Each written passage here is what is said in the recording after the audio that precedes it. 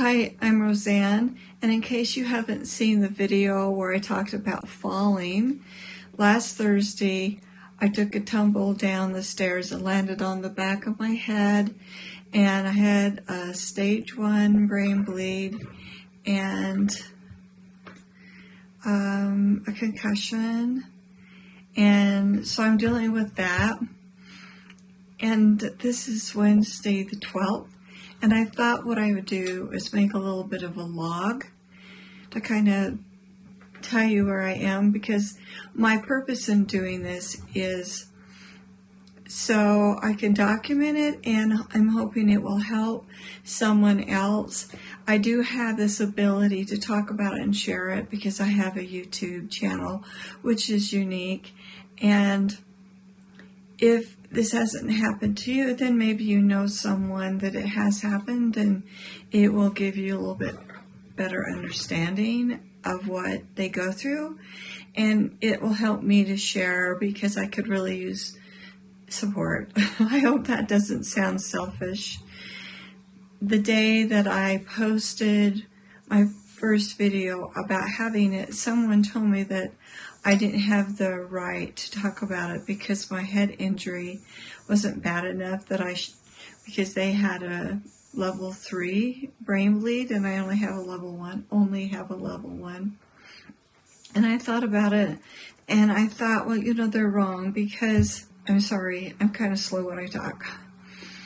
Because everybody has the right to talk about their own experience, and there will be a lot of people that have the same kind of experience, or maybe will have long COVID or fibromyalgia or something that will have similar symptoms, because sometimes when you have these other chronic illnesses, your brain won't work completely right. I don't know if people out there know that, but if you're experiencing it, then you know it. Of course, my situation's a little different than that, but I do have fibromyalgia too, and I've had long COVID, and in some ways this feels kind of like when long COVID was really bad because of the things that are happening. But who knows, maybe these things are happening more to me because of those. I don't know. I really don't know. So what has happened so far is I still am having really bad headaches. I get some relief sometimes when I go down and I do something really lightweight, like putting some dishes in the dishwasher, wiping off the countertop, sweeping up the crumbs, so it's really light housework. It will relieve my headache, which is really great.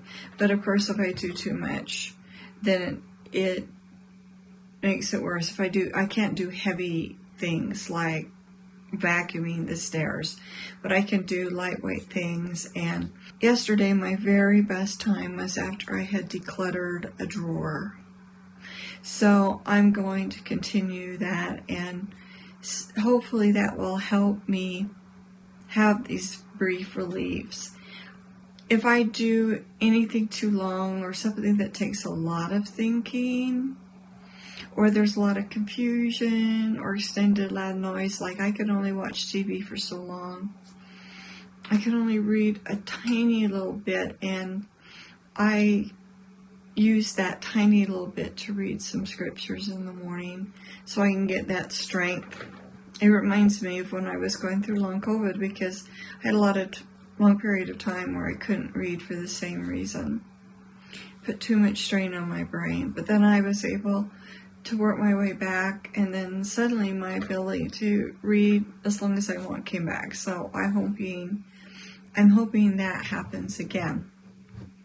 My family doctor is really good to me. I see a family doctor that's in a small practice. He's the only doctor, and then he has some PAs and some nurses, and I've been going to him since 2009, so they know me extremely well. And when they saw the report come in from the ER, the nurse immediately called me and wanted to know what happened, wanted to know how I'm doing, wanted to know if I wanted to see Dr. Egan.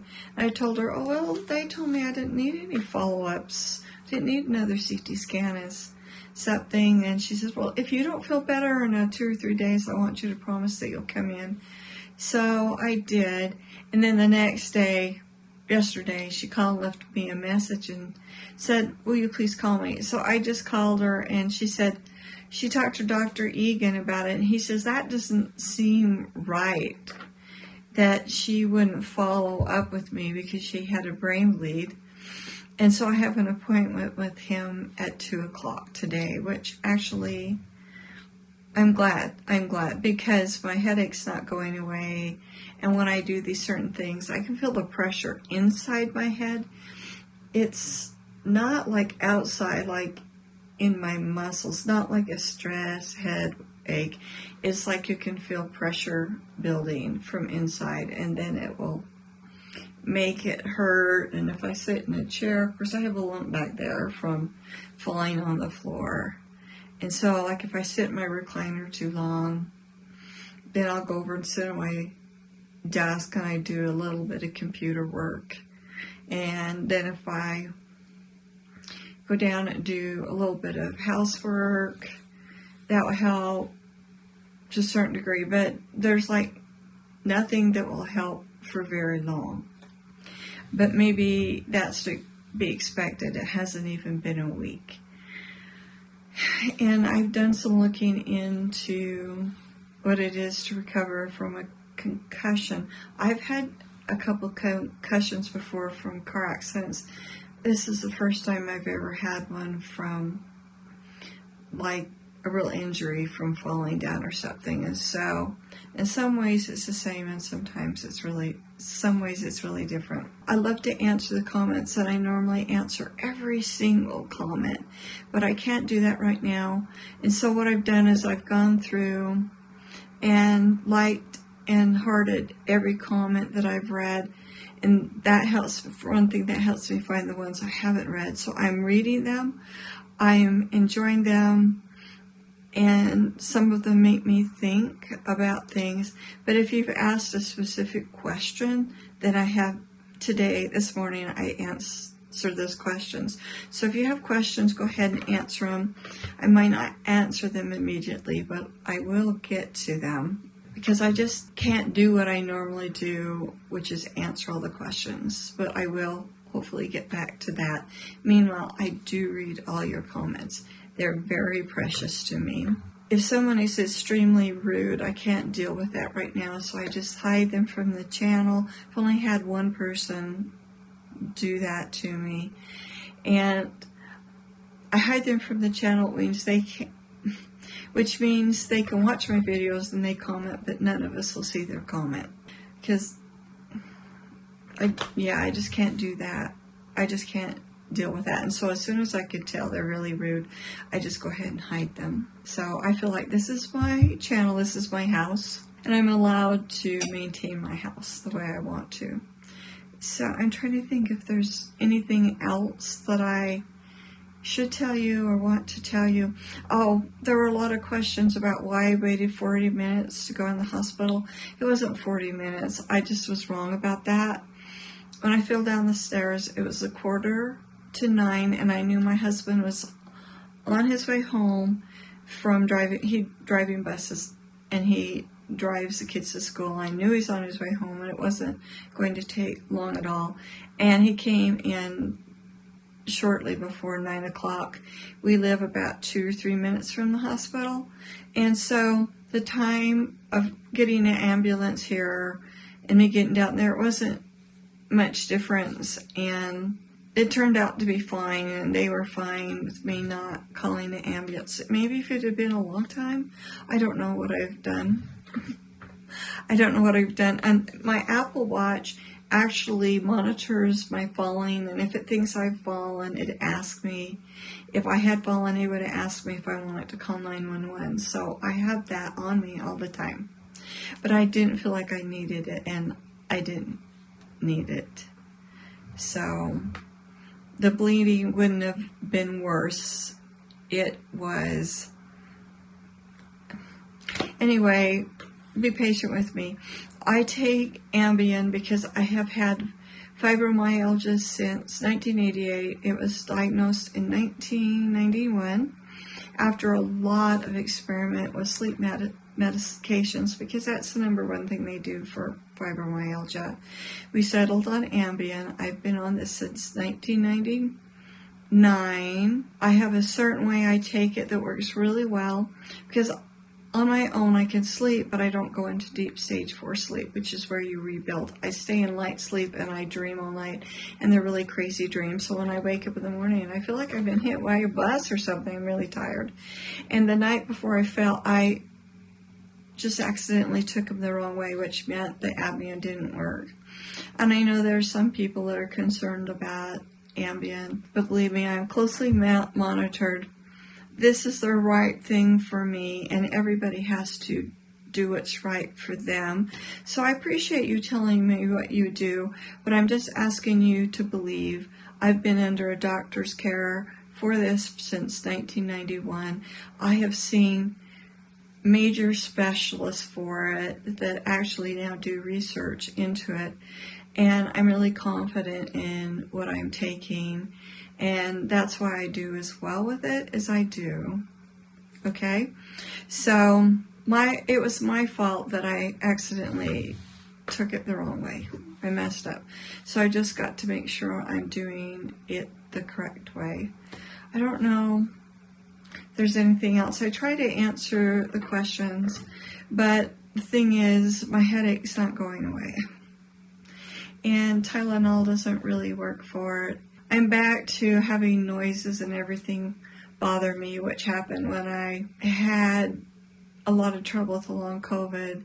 I went months and months and months where I couldn't go to church, I couldn't go out like to restaurants, or if I went to a store I had to go at extremely quiet time, and I think I'm back to that again. So that is the thing I hate the worst, and hopefully that will go away before too long. I hope it doesn't take months and months for it to go away. This kind of thing is weird. I've had a few concussions before, and sometimes that will be cumulative.